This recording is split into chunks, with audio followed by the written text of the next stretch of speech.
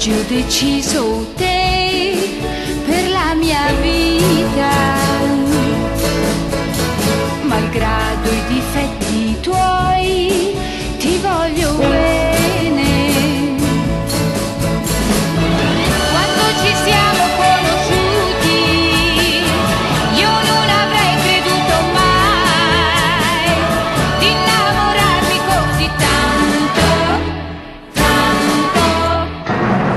Adesso siamo in due a vivere una sola vita per questo nostro amore.